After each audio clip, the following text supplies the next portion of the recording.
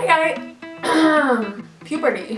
Hi guys, welcome back to my channel. Today I wanted to be doing a video all about college and the college process and basically hello to the 2017 seniors. I mean, if you're watching this in the future when you're a senior in like 2018, 2019, 2020, 2021, etc., that's great too. I'm sure these tips will apply in future years, but this is especially for this coming year just because this is when I'm posting it. Hello to the 2017 seniors, how you doing? You nervous? You excited? Give me all the opinions below and let's just get into this. I hope you like it. Basically, this is going to be a bunch of advice and just kind of random things that I acquired throughout being a senior myself. I'm going to be a freshman.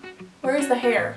There's a hair on my face. Can't locate it. 2 months I'm going to be a freshman in college. So definitely we have some exciting times ahead, but that means that I have knowledge of every single year of being in high school as well as a senior. So let's get into it and I hope this helps you and yeah, let's do it. The first thing is during this time, summer, early fall, tour schools. Tour every single school you could possibly tour, honestly, and I know it can be kind of dragging, but normally you get free food out of it, so that's nice. It's just good to get a sense of what you're looking for. Honestly, I thought I knew what I wanted, and then when I saw what it actually was in reality, that's not what I wanted. So you're gonna go through a lot of that, a lot of ups and downs, and oh my god, this is my school, and no it's not, that program doesn't work for me, and all these different things. So as long as you have options, I think that's what's most important. Some people apply to like 2 schools. That's perfectly fine, I guess, but personally for me, I applied to like 10 schools. I probably wouldn't go over 10, maybe. I think 10 is a good cutoff point because you have some safety schools, as they say. You know, you apply to some that you're kind of guaranteed to be into just because your GPA is a little bit higher than what they normally accept. You know, those are good schools. Apply to some reach schools, some schools that, you know, you might not get into but you would be really interested in going to. Just, you know, keep your options open and apply to every single school you could possibly apply to without it being insane. You know, I've heard that some people have applied to like 20 schools or like 30 schools or like 40 schools, and that's just a little bit much for me at least. I think you should just kind of look at every single school you can possibly look at and then realize what you want and realize what you don't want and then cut out schools as you're touring, like, oh, I don't want to go here. And then, you know, it's off the table and you don't apply there, you know? It's gonna sound really corny and cliche, but that's literally my entire life story is corny and cliche.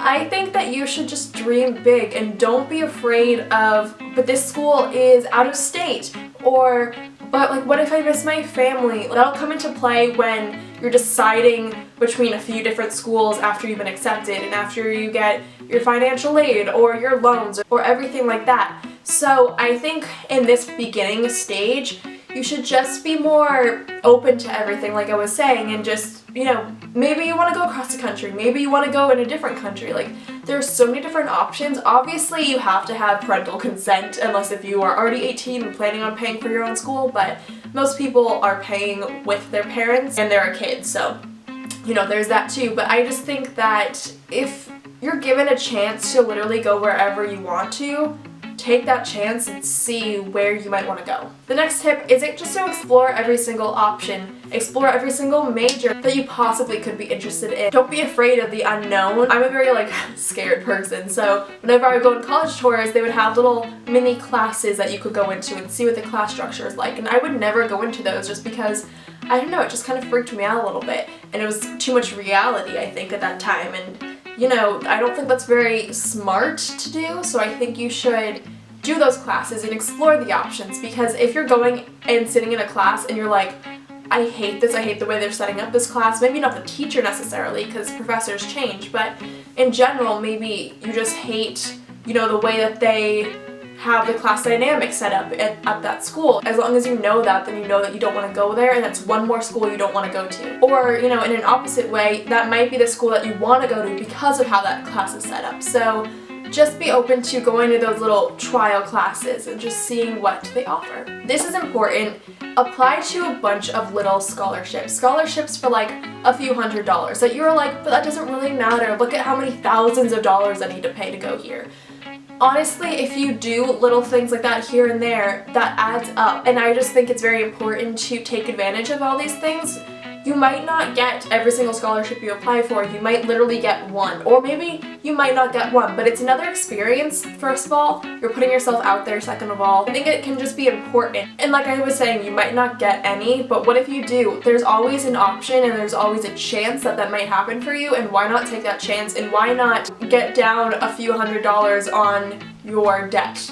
Like, that's a pretty nice deal, and I wish I would have done that, because I was in that same position where I was like, it doesn't matter in the grand scheme because I have so many thousands of dollars, you know, that the school asks of me, so what's the point? But there's a point. There's always a point. I think you should take the SAT and the ACT. Some schools you don't need to submit your score, some schools you do. Some schools you need both, some schools you need one. And I didn't apply to some schools because I didn't take the ACT.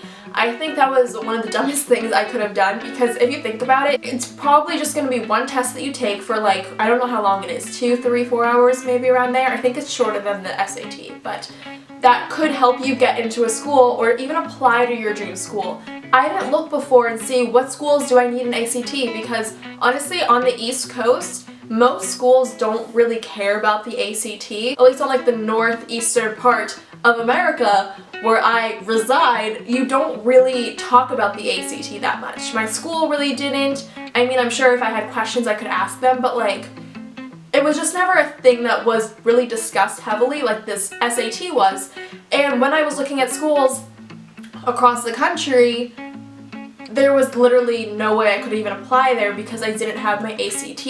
I didn't take one ACT. That kind of screwed me over a little bit, but I ended up falling in love with a school that is on the East Coast, so that's okay. If I was in a different position and I ended up falling in love with a school on the West Coast that I couldn't go to, or anywhere else that requires an ACT, that I just couldn't go there because I didn't take the test. So I think you should always take both tests. I've heard that a lot of people do better on the ACT. I don't really know why, but that's what I've heard. So that also could help you if a school might be a little bit more of a reach. You have a better score, so yeah. This one is kind of an obvious one, but don't go to college where all of your best friends are going because they're going there, or a boyfriend or a girlfriend is going because they're going there. You have to just think about yourself and kind of separate the two. And if they somehow fall into place and that just works out perfectly for you, then that's incredible, and that's honestly like everything you ever dreamed of. But I think it's important to realize that if that person means the absolute world to you, that somehow it'll all work out. Like if your best friend is going across the country, somehow it'll all work out if it's meant to be. And I believe in that type of stuff. I believe in fate and destiny and just like the universe taking control. So I don't know. I mean, I know it would be great to be able to dorm with your best friend, but sometimes it's just not how things go, and you don't want to make a decision because of your best friend going to a certain school, and I just think you need to realize that. Now, if you and your best friend, like I was saying, happen to love the same school, that's incredible, and there you go. No questions asked. But if your best friend or your boyfriend or your girlfriend has had this dream school ever since they were a little kid, and you're just like, yeah, I could go there too, why not? I just think you need to be a little bit more realistic with yourself, and you know, maybe that relationship won't work, maybe that friendship won't last, and then you're gonna be stuck at a school that you really don't care about or care for because of somebody else. So just kind of disconnect that, do your own thing, and like I said, if they happen to match up, that's incredible, and if they don't, it'll all be okay if it's meant to be. One thing that I totally recommend 100% is doing early action if the schools allow it. Early action is when you apply to a school a lot earlier than the winter time. I think it's normally like January-ish or something when you apply to schools normally. But if you do early action, it's more like November time. I could be wrong. It's something like that. Fall versus winter, basically. Then you get your results earlier for the school, and then you have a lot more time for deciding if you want to go to that school or if you don't, because college deadlines are, I think, May 1st. So you have so much more time to just think about everything, which helped me a lot. I didn't feel as stressed. Some schools don't allow it. Some schools only allow early decision, which is a completely different thing. That is something where you want to go to that school, and if they accept you, that's the only school you're going to and you're locked in. It's like already a contract basically. So if you have a dream school and you apply early decision, that means no matter what, you're going there, no matter what money they give you, no matter anything, that's where you're going. So that's a little bit more of like a binding situation compared to early action, where you literally just find out if you're accepted a few months before most people. So I'd recommend that. Next one is something that I actually did do, so I'm proud of myself, and that is to keep updated with your guidance counselors. I would go in there every now and then and check in, see what's going on, tell them what colleges I was accepted to, all the different stuff. And I don't really know for sure, but I'm pretty sure that every single school has a guidance counselor that helps you with college. If not, there has to be teachers or something. Like, there's no way that I would have been able to do everything in the college process without somebody's help, so I'm sure that every school has somebody. I might be wrong, and I'm sorry if I am. Like, just find someone else who could help you, but I'm pretty sure that's a thing.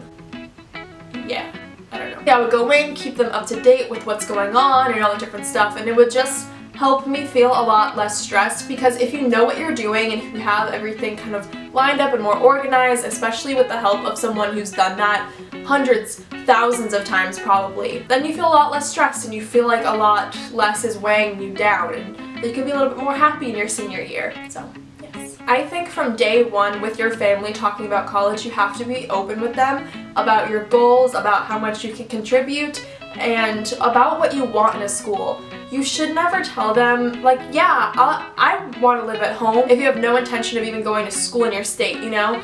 I feel like so many kids try to please their parents in the beginning of this process, and then they realize, crap, I didn't apply to any school I wanted to actually apply to, what do I do? That was kind of me, honestly. It did work out eventually, but in the beginning I was just kind of going along with what my parents wanted, because straight up, I had no idea. They weren't being controlling or anything, it's just I didn't know what I wanted, so I was like, just take it from me. So that's why I'm doing this video, so people don't get in that same situation. I ended up applying to one of the schools that my mom wanted me to go to, and it ended up being the school that I'm going to. So it ended up working out okay for me, but some people might not have that luck.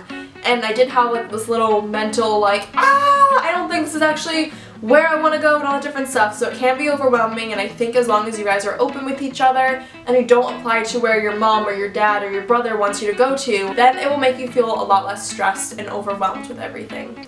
Like how I was for a little bit in the college process. But it's okay, I found the school I want to go to, I think. I'm still like a little nervous about it though, obviously it's to be expected, but you know, I think it's gonna work out for me, so. Last one is to be careful about specialized schools. I don't really know what else to call this, but schools that are like known as a business school or an engineering school or schools that are perfect for if you want to be a teacher. Unless if you have known forever what you want to be and you have literally not a doubt in your entire mind that that's what you want to do, go for it. But I just think, even though I'm like, yeah, I want to do communications and maybe I have a minor in creative writing or English or something like that, life changes and it could possibly change. And if you're in a school that only offers engineering, you're a little screwed because you can't really do anything else except for you can obviously transfer, which, keep in mind guys, that is always an option. If you don't like the school you're at when you're there, you can always transfer and get out.